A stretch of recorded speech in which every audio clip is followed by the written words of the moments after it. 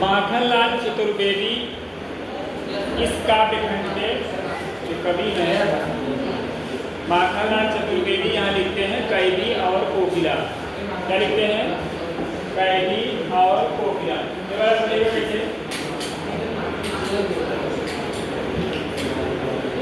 कैदी और कोकिला में हम माखनलाल चतुर्वेदी लिखते हैं। देखिए, पहले पाठ का परिचय आप समझिए। पाठ में है क्या? पाठ का सारांश आपको समझना है। कैदी और कोकिला माखनलाल चतुर्वेदी द्वारा रचित एक कविता, एक प्रसिद्ध कविता है। स्वतंत्रता संघर्ष के दिनों में, जब स्वतंत्रता संग्राम का युद्ध हो रहा था, अंग्रेजों और भारतवासियों में एक तरह से संघर्ष हो रहा था। जब भारतवासी देश को स्वतंत्र करवाने के लिए अपना योगदान दे रहे थे, संघर्ष एक आंदोलन छेड़े हुए थे, उस समय माखनलाल चतुर्वेदी इसी को दृष्टिगत रखते हुए, अर्थात संघर्ष की जो लड़ाई है, स्वतंत्रता के लिए जो लड़ाई है, उसको दृष्टिगत रखते हुए यही कविता रचते हैं। और इसमें अपने अनेक बार जेल जाने की यात्राओं का वर्णन करते हैं। ठीक है, इसलिए वे कैदी के अकेलेपन और अंग्रेज, हम बताते हैं कैदी, देखिए यहाँ पर कैदी के अकेलेपन और अंग्रेजी शासन के दुर्व्यवहार और यातनाओं से संबंधित जो पीड़ा उन्होंने झेली है, उसे कविताओं में उकेरते हैं। ठीक है, जो पूरे देश को मुक्ति देने के लिए एक संदेश देती है। समझ में आई बात? अब यहाँ पर कविता है क्या गाती हो। अभी देखो, ये पूछ रहे हैं ये क्यों गए, वही बता रहे हैं जो यहाँ पर देश को स्वतंत्र करवाने के लिए बढ़ चढ़कर भाग लेता था, अंग्रेजी सैनिक उसे पकड़कर जेल में डाल दिए। ठीक है, इस तरह से जब यहाँ पर कवि भी कई बार देश को आजाद करवाने के लिए जेल जाता है, अर्थात स्वतंत्रता संग्राम में वह भी जब भाग लेता है, कई बार उसे अंग्रेजी शासन के द्वारा जेल में डाला गया। तो जेल में रहते हुए उसको जो पीड़ा सहनी पड़ी, जो दुख हुआ, अपने सारे उद्गार इसी कविता के माध्यम से समाज के सामने, आपके सामने रखता है। ठीक है, और लिखता है कि क्या गाती हो, क्या गाती हो, क्यों रह जाती हो। आगे कहता है कि कोकिल बोलो तो। ऐसी वह कल्पना करता है कि जेल में एक कोयल आती है, जेल के दीवारों पर, अर्थात जेल की जो बाउंड्री वाल है, उसके मुंडेर पर बैठती है, और कभी कहता है क्या गाती हो, क्यों रह जाती हो। हे कोयल, कोकिल बोलो तो। हे कोयल, तुम क्या कुहू कुहू की तान छेड़ती हो, क्या गाती हो, क्यों आती हो, कुछ तो बोलो, आखिर बताओ तो। कहता है क्या लाती हो, संदेशा किसका है, क्या लाती हो, संदेशा किसका है, कोकिल बोलो तो। ऊंची काली दीवारों के घेरे में, डाकू चोरों बटमारों के डेरे में, जीने को देते नहीं पेट भर खाना, मरने भी देते नहीं तड़प रह जाना। जीवन पर अब दिन रात कड़ा पहरा है, शासन है अब शासन है, या तम का प्रभाव गहरा है। कभी यहाँ कहता है कि कौन सा ऐसा संदेश लाई हो हमारे लिए, जो बार बार दीवारों पर बैठकर कुछ न कुछ बोलती हो। हे कोयल, कुछ तो बताओ। ऊंची काली दीवारों के घेरे में, इस जेल की जो मोटी मोटी ऊंची ऊंची काली काली दीवारें हैं, इसके घेरे में आखिर तुम क्यों आई हो, जहाँ पर डाकू चोर बदमाश सारे बटमार मतलब जेब मारने वाले, जो यहाँ पर डाकू चोर बदमाश और जेब कतरे लोग भरे पड़े हैं, ऐसे लोगों के बीच में तुम्हारा भला क्या काम है, या तुम किस लिए आई हो, क्या कुछ कहना चाहती हो। ऐसे जेल के स्थान में जहाँ बड़े सारे अपराधी पड़े हुए हैं, जहाँ इनको जीने को देते नहीं पेट भर खाना, जहाँ पर जेल के जो जेलर हैं, जो जेल के सिपाही हैं, इन्हें पेट भर खाने को भी नहीं देते। अब यहाँ पर कवि जेल के अंदर जो रहन सहन है उसका वर्णन करता है और कहता है कि जेल के अंदर पेट भर खाना भी नहीं दिया जाता और मरने भी नहीं देते, क्योंकि थोड़ा थोड़ा उनको भोजन देते रहते हैं। उतना ही भोजन दिया जाता है जितने में कैदी जिंदा रहे, न मरे न मोटा हो। बात समझ रहे हैं कि नहीं? न तो मरे बिना भोजन के, न तो हष्ट पुष्ट होने पाए, नहीं तो वहां से छलांग लगाकर भाग जाएगा।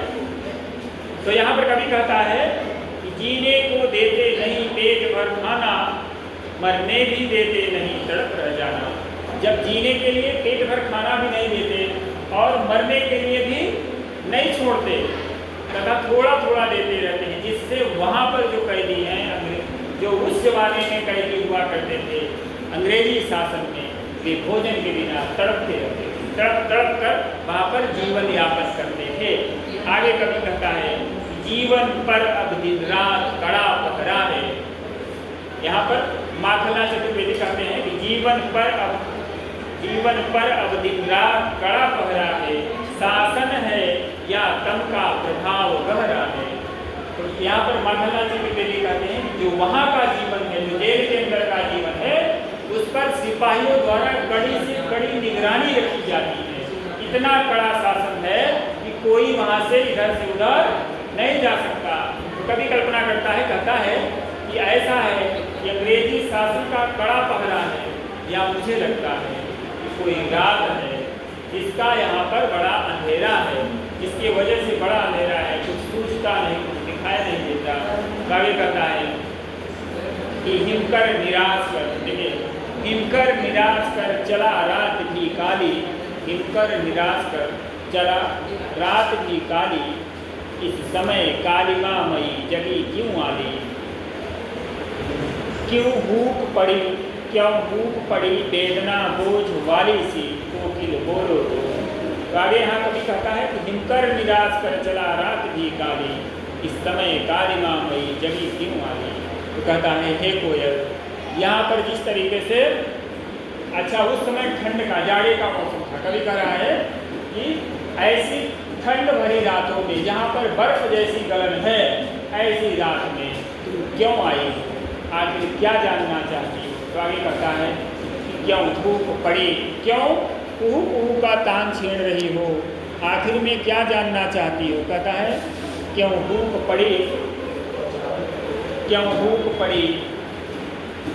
क्या लूटा, क्यों भूख पड़ी वेदना बोझ वाली सी, कोकिल बोलो तो क्या लूटा मृदुल वैभव की रखवाली सी, कोकिल बोलो तो। अब यहाँ पर कहता है कभी क्यों तुम कुहू का तान छेड़ती हो, क्या तुम्हारे ऊपर भी कोई वेदना है, हे कोयल तुम कुछ तो बताओ, क्या तुमने भी कुछ लूटा है या कुछ लूटना चाहती हो।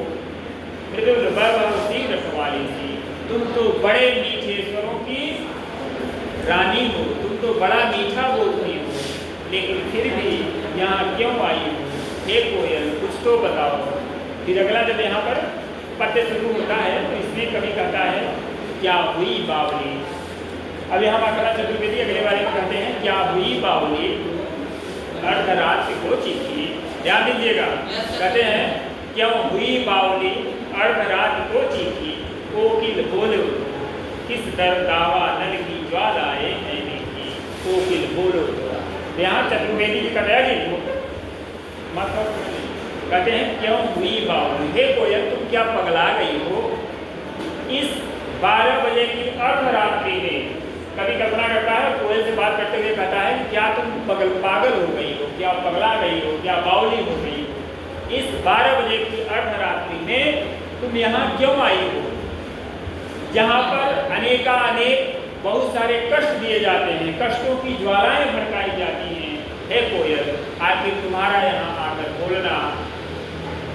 बोलना क्या जरूरी है, बोलने के लिए क्यों उतावली हो, क्यों आई हो, ऐसा पूछता है। अरे भी बहुत लंबा है। फिर अगला जो है, अगले वाले में फिर कभी कहता है क्या देख न सकती जंजीरों का गहना, कोयल से फिर माखनलाल चतुर्वेदी कहते हैं, क्या देख न सकती जंजीरों का गहना, हथकड़िया क्यों यह ब्रिटिश राज का रखना। अब यहाँ पर माखनलाल चतुर्वेदी कहते हैं कि तुम यहाँ कितने जेल आए, जिस जेल के अंदर जो गहना है वह हथकड़ियों का है। लोगों के हाथों पैरों में जो गहना बना हुआ है वह किसका है? हथकड़ियों का है। सोने चांदी का वहाँ कोई भी गहना नहीं बना हुआ है। जो हाथों में हथकड़ियाँ हैं और पाँव में भी बड़े बड़े मोटे लोहे के हथकड़ियाँ लगी हुई है। समझ रहे हैं कि नहीं? जंजीरों से हाथ पैर बंधा हुआ है। तो कभी कहता है ये कोयल ऐसे स्थान पर जहाँ पर लोगों के हाथ और पैरों में जंजीर जैसा गहने का काम कर रहा है, तो हथकड़ियाँ क्यों यह ब्रिटिश राज का कहना। यह हथकड़ी नहीं है, यह तो अंग्रेजी शासन का, ब्रिटिश राज का एक तरह से कहना है। आगे कहता है कि कोल्हू का चरक जीवन की दान।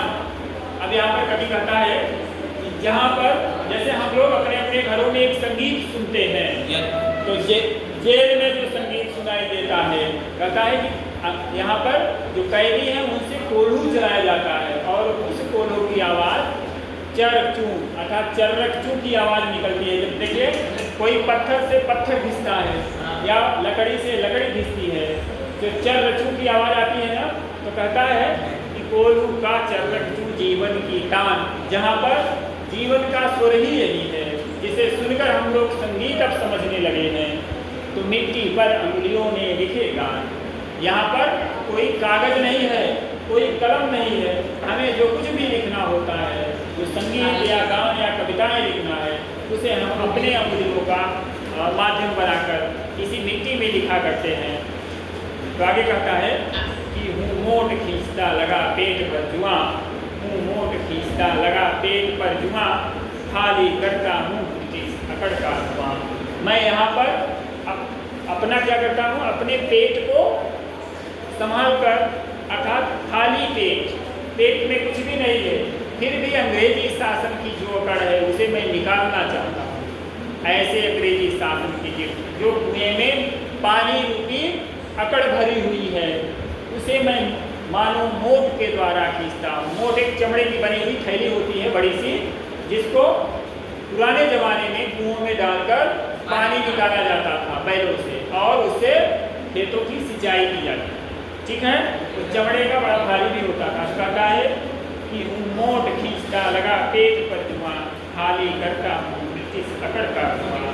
दिन में करुणा क्यों जगे रुलाने वाली, इसलिए रात में गजब ढाल निकाली।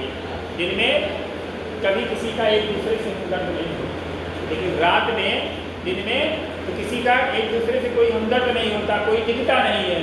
और रात जब हुई है तो इसलिए रात में गजब ढाल निकाली। रात में तुम ऐसा आकर हमारे कानों में जो अपनी सुरों की तान छेड़ती हो, उससे ऐसा लगता है कि कोई हमारे कानों में गजब खा रहा हो, कोई हमें वेदना पहुंचा रहा हो। बात समझ में आई?